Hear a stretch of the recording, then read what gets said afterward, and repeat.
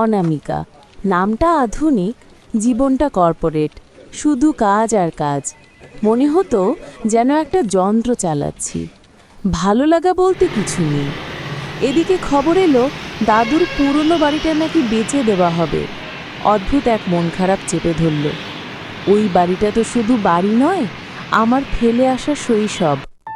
শহর থেকে অনেক দূরে বাংলার পুরনো জমিদার বাড়ির মতো বিশাল জায়গা জুড়ে দাঁড়িয়ে আছে সে। কিন্তু ভেতরে ঢুকে রিয়েলাইজ করলাম বাড়িটা জীর্ণ, দেওয়ালে ফাটল, ছাদ ভাঙা। হয়তো বেচে দেওয়াই উচিত। তবুও প্রতিটা ধূলিকণায় দাদু দিদার স্পর্শ, তাদের হাসি, তাদের গল্প, সেই স্মৃতিগুলোই তো আসল মূল্যবান। তারপর পেলাম আমার বড় পছন্দের চিলেকোঠা ঘরটা। দরজা ঠেলে ভেতরে ঢুকতেই চারপাশটা যেন ছোটবেলার একটা ফটো অ্যালবাম। মেঝেতে পড়ে থাকা একটা কাঠের বাক্স, ধুলো ঝেড়ে খুলতেই ভেতরে পেলাম একটা গোলাপি খাম। চিঠিটা খুলে দেখি, আরে এ তো আমার নিজের হাতের লেখা। মন খারাপ হলো খুব, কারণ ইচ্ছে করলেও তো আর সেই ছোটবেলায় ফেরা যাবে না।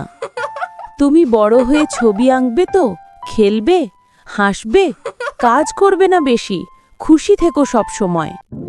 চিঠিটা নিয়ে ফিরে এলাম শহরের ফ্ল্যাটে। রাতে ঘুম হলো না। ভোরের আলোয় সিদ্ধান্তটা নিয়ে ফেললাম, পরের 7 দিন আমি বাঁচব শুধু ছোট্ট অনামিকার মতো। ভোরবেলা উঠে পার্কে, শিশির ভেজা ঘাসে খালি পায়ে হাঁটা। প্রথমে বোকা লাগছিল, কিন্তু বাচ্চাদের সঙ্গে খেলতে খেলতে কখন যে নিজের মতো করে হেসে উঠলাম টেরও পেলাম না। একটা অদ্ভুত শান্তি। তারপর গেলাম সেই স্কুল সংলগ্ন দোকানে, যেখানে রোজ শরবত খেতাম। একটা কমলালেবু শরবত নিলাম। প্রথম চুমুকেই যেন জীবনের আসল স্বাদটা ফিরে পেলাম। বুক থেকে অনেক ভার নেমে গেল। পরের দিন ট্রেনে চেপে সোজা সমুদ্র সৈকতে, দাদু দিদার সঙ্গে কাটানো সেই স্মৃতিগুলো। সমুদ্রের হাওয়ায় চুল উঠছে, ঢেউ এসে পাছ হয়ে যাচ্ছে। নিচু হয়ে ঝিনুক কুড়িয়ে নিলাম। প্রতিটা ঝিনুক যেন একটা পুরনো কথা বলছে।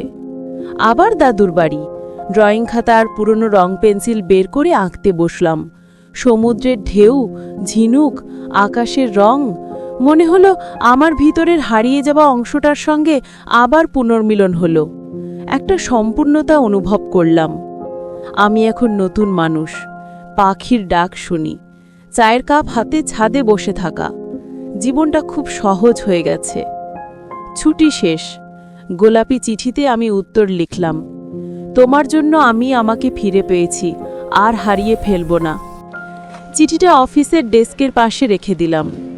আজকের অনামিকার মুখে ছোট্ট অনামিকার হাসিটা। আর দাদুর বাড়িটা? না, সেটা আর বেচতে দিইনি, বরং রেনোভেট করে নিচ্ছি, কারণ সেটাই তো আমার শিকড়।